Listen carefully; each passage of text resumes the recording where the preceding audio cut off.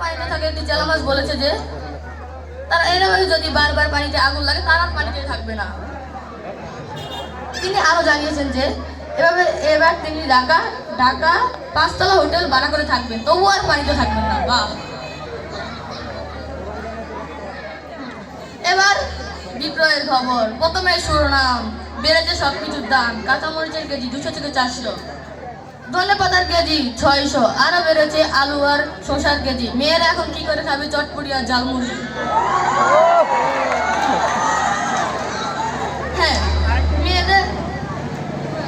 বেড়েছে মেকআপের KG, sorry ময়দার কেজি। মেয়েরা অভিযোগ জানিয়েছে যে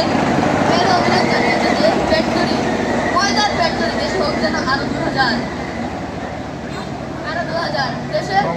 দেশের প্রত্যেক গলিগলিতে যেন হোক শসা, পেঁয়াজ, মরিচের চাষ, যেন মেয়েরা দিতে পারে অল্প দামে ফুচকা, চটপটি স্বাদ। সর্বশেষ খবর, আবহাওয়ার খবর।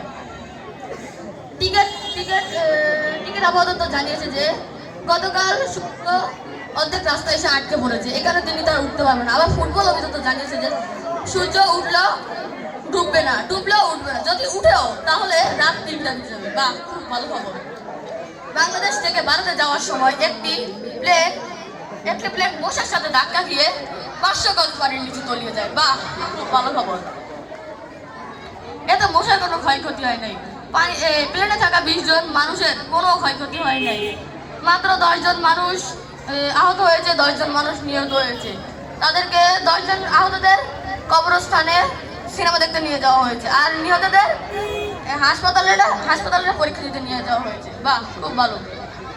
এটি ছিল আজকের মোনাজাতের শেষ খবর। আসসালামু আলাইকুম।